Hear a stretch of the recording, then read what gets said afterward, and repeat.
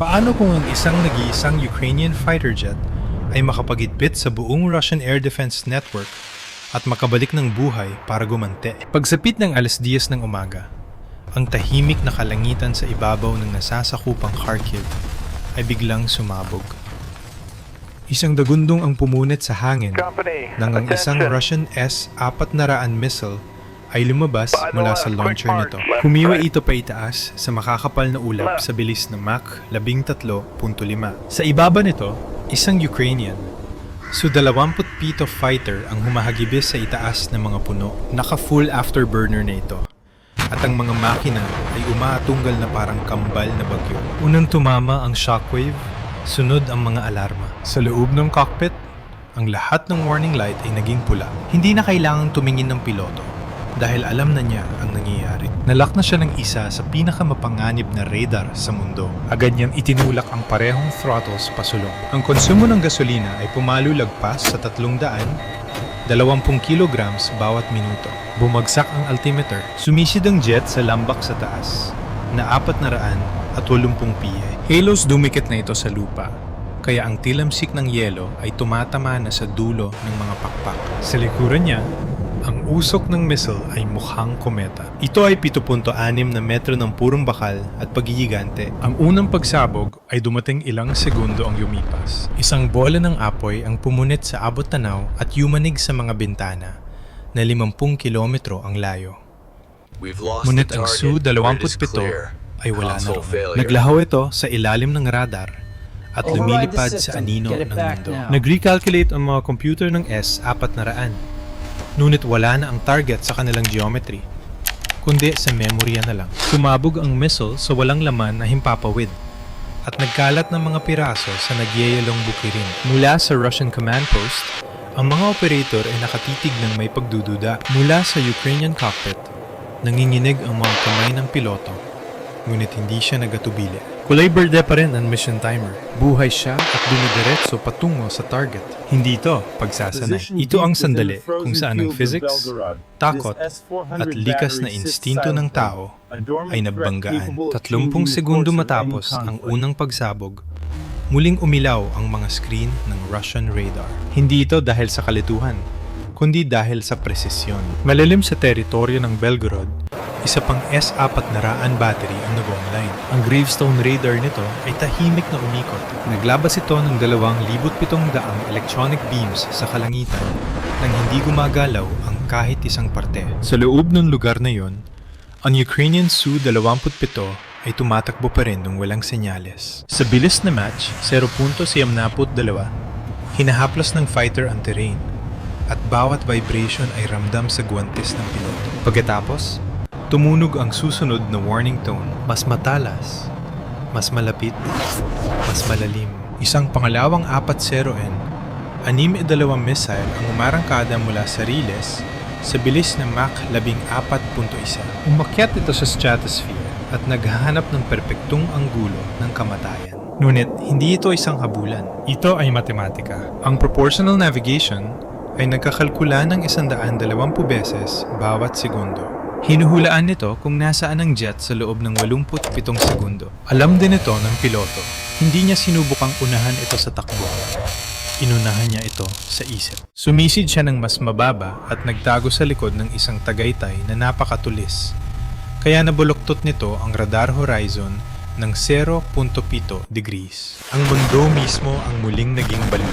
Mula sa layong 22 kilometro, nawalan ng lock ang missile seeker at nagsimulang maghanap ng probability sa kabit na realidad. Bawat segundong naghahanap ito ay nag-uubos ng gasolina. Bawat segundong nakakaligtas siya ay bumibili ng buhay. Sa loob ng 10 mahahabang segundo, bumalik ang katahimikan. Pagkatapos, umilaw muli ang kanyang threat display. Isa pang radar, isa pang sektor na 340 kilometro sa silangan. Ang Russia ay hindi na nagpapaputok ng walang direksyon ngayon. Gumagawa sila ng isang digital na hawla sa paligid niya. Ang fuel burn ay umabot sa 34%.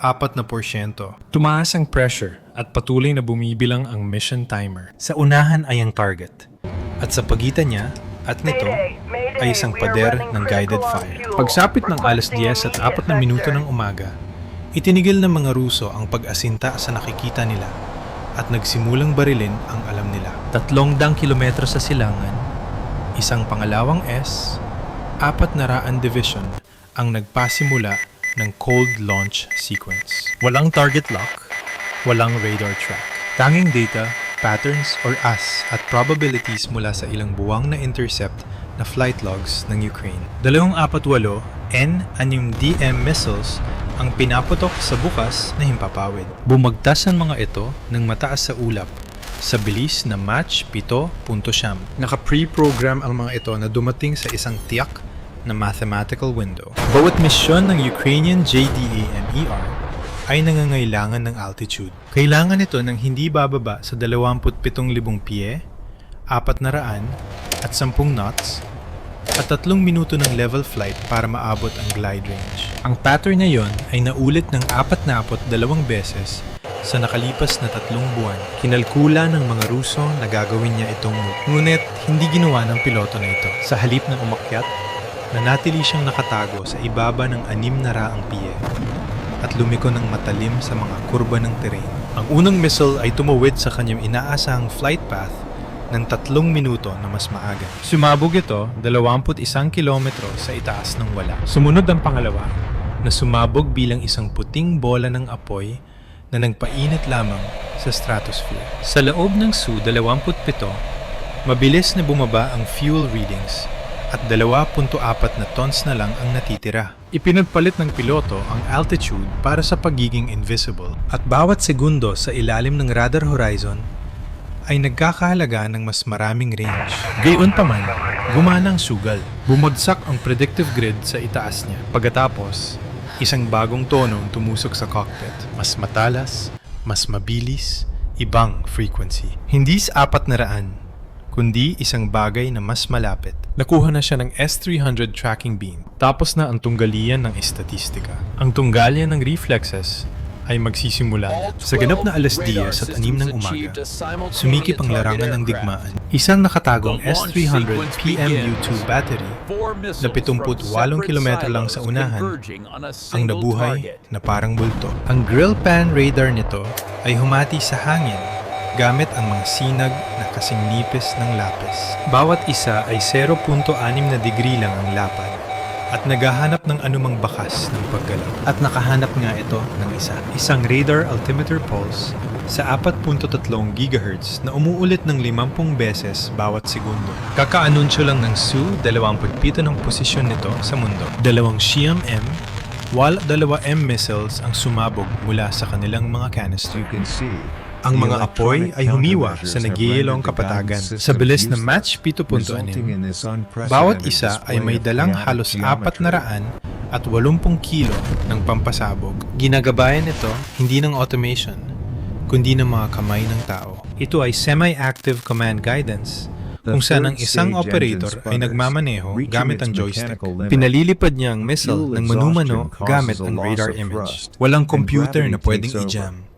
Walang algorithm na pwedeng dayain. Tanging human reflexes laban sa takot ng tao. Sa loob ng cockpit, ang threat display ay tumitili. Nagpakawala ang piloto ng chaff.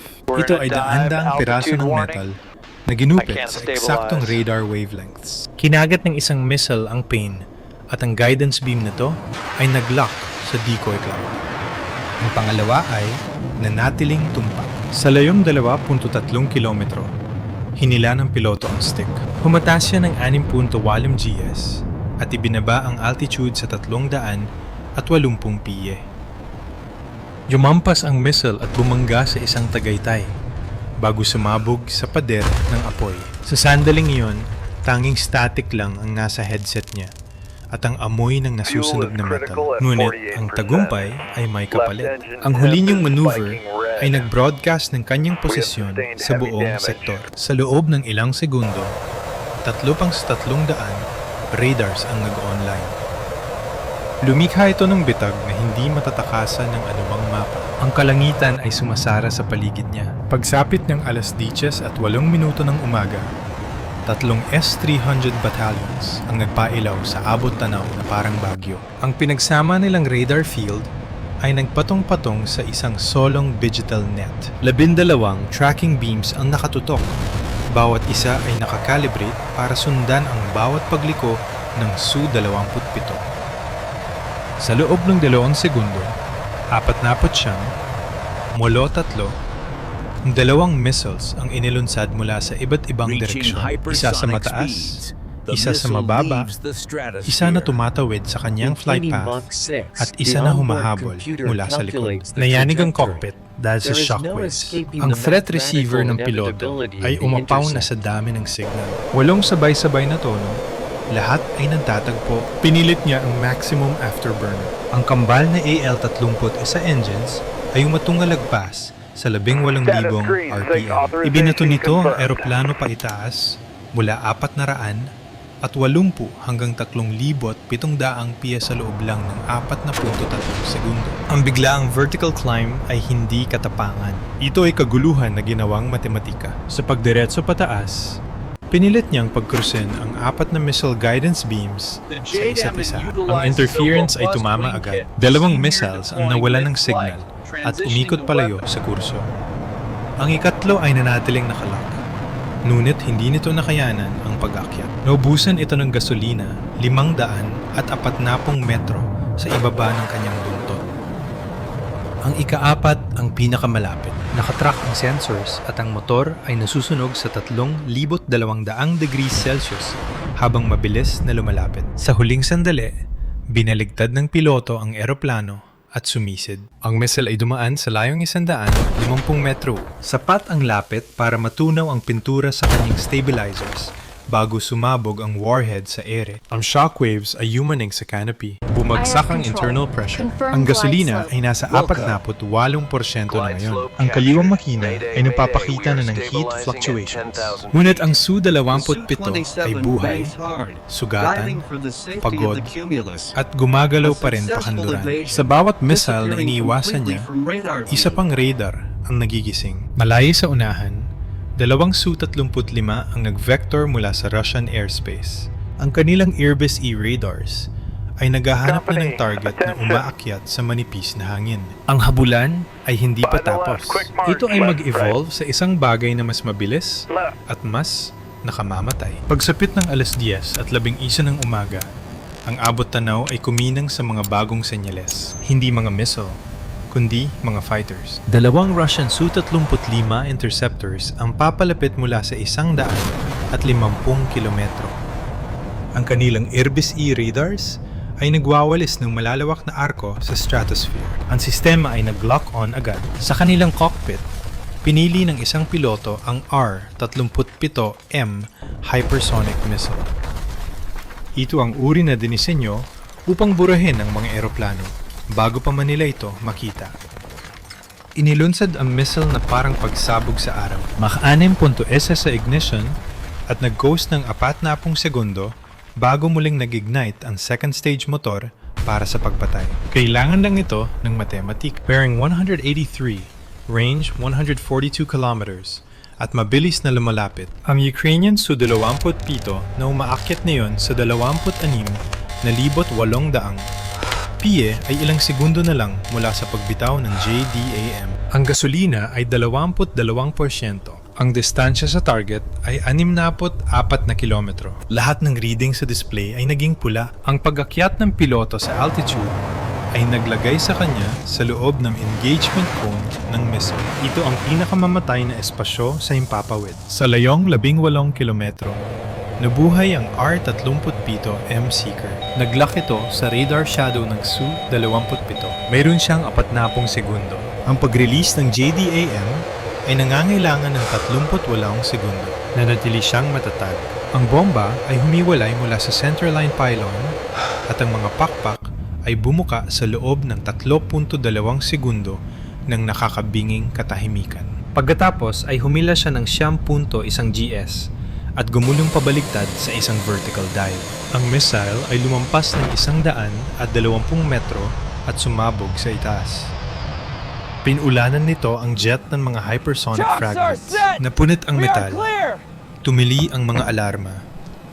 Ngunit kumapit ang parehong makin. Ang Su-27, bagaman bugbog, ay buhay at bumagsak pabalik sa mga ulap. Sa likuran niya, nagsimula ang JDAM sa pag-glide nito patungo sa Russian Command Post. Tahimik, guided, at hindi mapipigilan. Ang tunggalian sa pagitan ng tao at makina ay tapos na. Ang huling paghuhukom ay nahuhulog na mula sa langit. Pagsapit ng alas 10 at 15 ng umaga, bumalik ang katahimikan sa Kharkiv Oblast. Ngunit hindi ito kapayapaan. Ito ay ang resulta. Ang Ukrainian Su-27 na tadtad ng shrapnel, tumatagas ang gasolina at umuusok ay bumagsak sa ilalim ng radar horizon. Ang mga makina nito ay umuubo sa 70% thrust imbalance. Gayunpaman, ang flight computer ay nanatiling matatag. Bawat vibration, bawat kurap sa display, ay nagpapaalala sa piloto na nagpapalipad siya ng makinang hindi na dapat lumipad. Pero buhay pa rin ito dahil sa tibay ng loob. Sa likuran niya, 30 segundo matapos pumalya ang R-37M, naabot ng JDAM ang huling coordinates nito. Ang guidance chip ng bomba ay lumipat sa terminal mode. Kinalkula nito ang huling mga metro na may 5.4 na metro ng INS drift correction. Sa 72 degrees na impact, tumama ito sa bubong ng isang 9 na story Russian Command Center. Tumagos ito sa 3 palapag bago sumabog. Ang lakas ng pressure ay dumurog sa bawat structural column sa loob ng 4.1 milliseconds. Ang gusali ay tumupi paloob at gumuho sa isang tuwid na linya. Walang iniwan kundi isang parisukat na bunganga ng usok at pilipit na bakal. 2 katabing tower ang nanatiling nakatayo. Sabog ang mga salamin, ngunit buo ang mga frame. Isang surgical precision na nagsasalaysay ng sarili nitong kwento. Hindi ito galit. Ito ay engineering. Sa malayo, huli na nang mapagtanto ng mga Russian radar operators kung ano ang kanilang namintis. Lahat ng kanilang equations, lahat ng kanilang predictive firewalls ay nawalan ng saysay dahil sa isang piloto. Isang piloto na lumipad ng mas mababa, mas huli, at mas matalino kaysa sa pinapayagan ng matematika. Ang Air Defense Net na nagkakahalaga ng daan-daang $milyong sa electronics ay tinalo ng instinto ng isang tao at nang ilang segundo ng katahimikan sa ilalim ng mga burol. Pagsapit ng alas 10 at 11 ng umaga, tumawid pabalik ang Su-27 sa friendly airspace. Ang fuel readout ay kumikislap sa 11% at ang hydraulics ay umiingit pa rin. Kinumpirma ng ground control ang impact. Isang boses sa headset ang nagsabi ng lahat. Target erased. Walang hiyawan, walang selebrasyon, tanging paghinga lamang. Isang matatag at pagod na tao. Sa natitirang bahagi ng araw na yon, ipapakita ng satellite photos ang isang bakanteng grid square kung saan dating nakatayo ang isang Russian command post. At sa natitirang bahagi ng digmaan, bawat radar operator sa parehong panig ay aalalahanin ang umaga kung kailan natalo ang numero sa lakas ng loob. Dahil minsan, ang tagumpay ay hindi nasusukat sa dami ng napatay, kundi sa mga segundong ikaw ay nakaligtas kahit sinasabi ng bawat batas ng physics na hindi ka dapat mabuhay. Kung ikaw ang pilotong iyon na lumilipad pa uwi gamit ang tira-tirang gasolina habang nasusunog ang langit sa likod mo, anong aral ang dadalhin mo mula sa araw na iyon? Ay type ito sa comments. At tandaan, sa modernong digmaan, ang kaligtasan mismo ay isang tagumpay.